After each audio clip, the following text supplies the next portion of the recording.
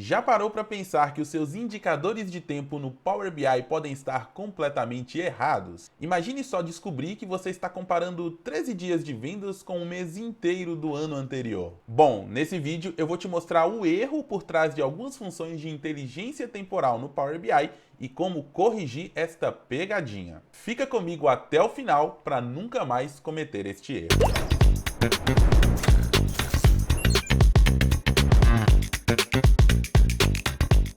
Se você ainda não me conhece, meu nome é Laender e neste canal nós ensinamos sobre conceitos, técnicas e ferramentas para tornar você um especialista em análise de dados. Bom, chega de enrolação, eu já estou aqui com o meu arquivo para que a gente possa identificar qual é esse erro que é causado em algumas funções de inteligência temporal no Power BI. Para você entender melhor, vamos dar uma olhada aqui. Nós temos aqui três medidas onde nós estamos calculando basicamente o faturamento, que é a soma das vendas realizadas no período que nós estamos analisando, e temos aqui mais duas medidas, uma para trazer o year over year e o month over month, que é basicamente a comparação do valor de um ano com o ano anterior e de um mês com o mês anterior. Então vamos falar do year over year. Por exemplo, eu tenho aqui no mês de janeiro de 24 um faturamento de 870 mil e o year over year equivale exatamente ao mesmo valor do ano anterior. Então a gente pode encontrar aqui esse valor aqui, que são exatamente iguais. Então eu estou fazendo a comparação de um período com o mesmo período do ano anterior. Já o month over month funciona de forma semelhante, mas ao invés de comparar o ano, nós vamos comparar o mês. Então, por exemplo, se eu pegar aqui o mês de maio como referência, nós temos aqui o valor de 875 mil, né? E o valor que traz aqui do month over month está trazendo aqui 1.219.000, que é exatamente o valor do mês anterior, que seria o mês de abril. Então, nós estamos olhando agora para o mês anterior. Bom, qual que é o problema dessas medidas aqui que nós acabamos de criar? O problema é quando nós temos períodos incompletos. Então imagine aqui, por exemplo, que no mês de agosto de 2024, que é o último mês que nós temos dados de vendas registrados aqui no nosso dataset, tem um valor de 701 mil. E ao comparar com o ano anterior e ao mês anterior, nós temos valores aqui de 1.154.000 e 1.757.000. Bom, nesse caso, o mês de agosto ele não está finalizado. E perceba que nós temos aqui o valor do mês anterior completamente cheio, que é o valor de julho, que já é um mês que acabou. Se a gente expandir aqui o mês de agosto, a gente vai ver que nós temos vendas somente até o dia 13. E nós temos aqui agora a comparação com o mês, trazendo todos os dias do mês anterior, ou no caso, de agosto do ano anterior, quando nós estamos falando de year over year. Para isso, nós temos então que fazer um ajuste nessa nossa fórmula aqui, para que ele compare apenas os dias que nós temos faturamento. No caso aqui, os 13 dias de agosto com os 13 dias de julho ou de agosto do ano anterior. Bom, para você entender melhor, vamos dar uma olhada aqui na fórmula que nós temos para cada uma das medidas. Eu vou começar aqui com o faturamento do year over year e basicamente utiliza-se a função same period last year para trazer o valor do mesmo período do ano anterior. O ponto é que esta função, ela sempre vai trazer o período cheio. Se eu estiver comparando o mês, ele vai sempre trazer o mês cheio do período anterior. Da mesma forma, se nós utilizarmos a função dateAdd aqui para comparar o mês anterior, ele vai trazer também o mês cheio. E para isso, nós vamos ter então que identificar qual que é essa última data de venda e aplicar o novo filtro nesta função. Bora lá, eu vou criar aqui uma nova medida, ó, vou clicar no botão direito em medidas, nova medida. Nós vamos criar aqui a nossa medida de faturamento year over year e eu vou colocar aqui o número 2 para ser a nossa segunda medida. Bom, o primeiro passo é a gente encontrar qual que é a maior data, a última venda que nós fizemos aqui. Então, eu vou utilizar variáveis para facilitar. Vou utilizar aqui a variável, que eu vou chamar de data última venda. E para isso, nós vamos utilizar aqui a função last date.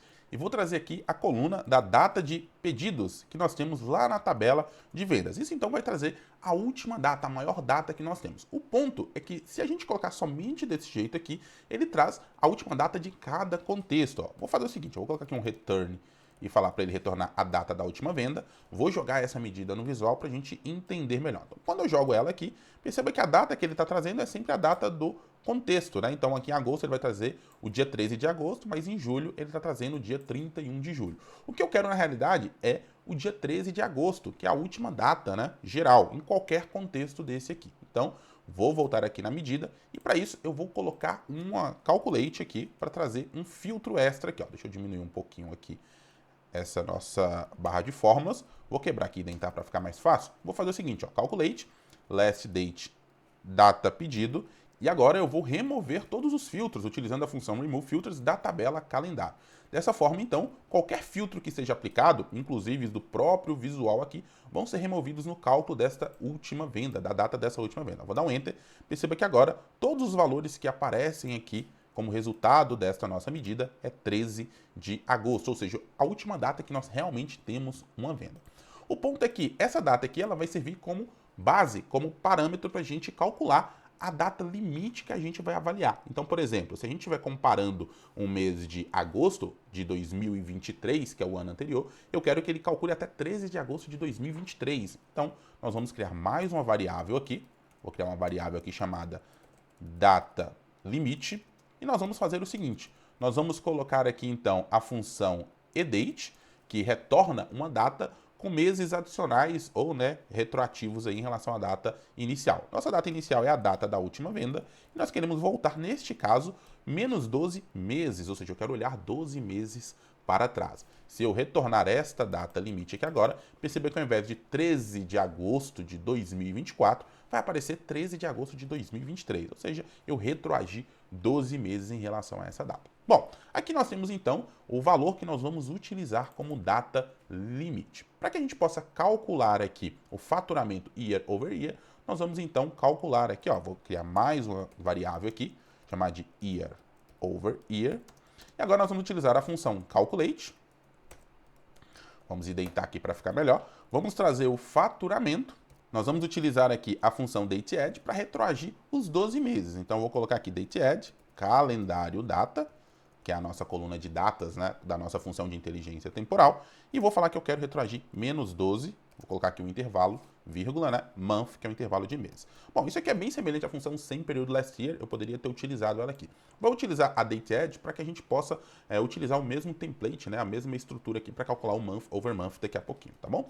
Bom, isso daqui então não está limitando a essa data limite. Então, para isso, nós vamos então ter que fazer mais um filtro aqui.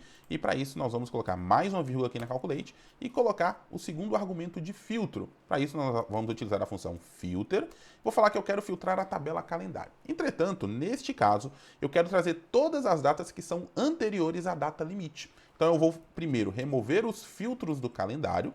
Vou colocar aqui all calendário e falar que eu quero trazer somente as datas que sejam menores ou igual à data limite que nós calculamos anteriormente. Perceba que nós colocamos aqui, olha, dois argumentos de filtro. Um argumento para retroagir 12 meses e outro argumento limitando, as datas até a data limite. Então, nós temos aqui dois argumentos. Quando nós temos dois filtros em uma mesma tabela dentro da função calculate, ele vai fazer uma interseção desses contextos aqui. A gente vai ver isso melhor na prática, tá bom? Vou colocar o year over year aqui agora como retorno. Vou dar um Enter.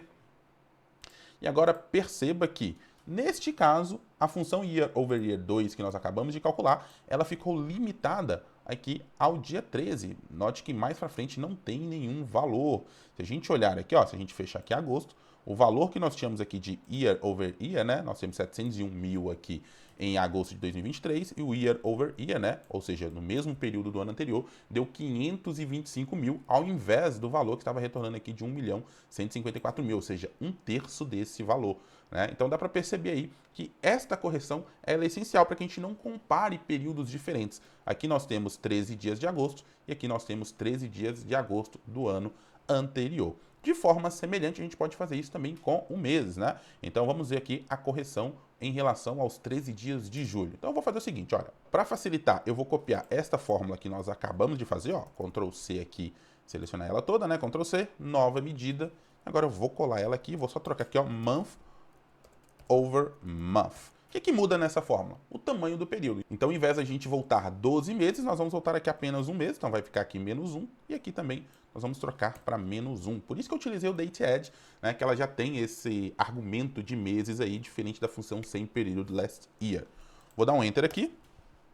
Vamos jogar aqui esta medida para cá.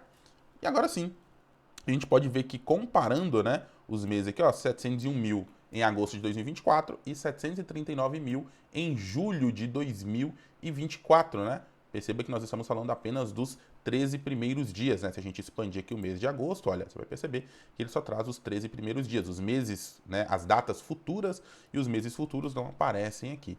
Se você for um pouquinho mais atento, vai perceber também que no caso das funções de forma simples, né, sem período last year e date add, sem o ajuste que nós fizemos, ele traz valores futuros, né? Por mais que aqui nós não temos nenhum faturamento nos meses de setembro, outubro, novembro e dezembro de 2024 lançados, ele trouxe, né, o comparativo do ano anterior, já que esses valores estão presentes aqui na nossa base de dados.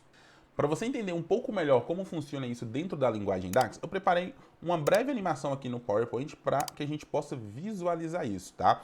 Aqui a gente tem a medida que nós utilizamos para calcular e nós temos aqui dois filtros aplicados à mesma tabela, né? A tabela calendário dentro do Calculate. Quando nós temos dois filtros dentro de uma mesma tabela na Calculate, a interseção desses filtros é que vai valer para aplicar o filtro final. Isso vale para qualquer tabela, tá? Nós estamos falando aqui de função de inteligência temporal, mas essa regra se aplica a qualquer tabela da linguagem DAX. Bom, para a gente entender melhor, então, imagina que nós temos aqui o Date Add, né, voltando 12 meses. Então, nós temos aqui, analisando o período de agosto de 2024, quando a gente volta 12 meses, nós temos aqui a tabela calendário sendo representada pelas datas de 1 de agosto até 31 de agosto. Porém, quando a gente aplica o filtro aqui em toda a tabela calendário, limitando a data limite, que no caso era 13 de agosto de 2023, ele vai trazer uma outra tabela calendário de 1/1 de 2021, que é a menor data que nós temos lá na calendário, até 13 de agosto de 2023. E aí, nesse caso, a interseção dessas duas tabelas é que passa a valer, ou seja, as datas de 1 de agosto de 2023 a 13 de agosto de 2023. Existem outras duas situações que a gente pode avaliar, né? Quando o período ele já está cheio, então, por exemplo, imagina que agora em vez de agosto a gente estivesse comparando o mês de maio, né? Então nós temos a tabela aqui do período maior, né? De 1/1 de 2021 a 13/8 de 2023, que é aquela com a data limite, porém o período anterior está dentro dessa tabela, então ele retorna o mesmo valor. Então por isso que nos meses anteriores, né, a interseção é o próprio mês, é o valor cheio.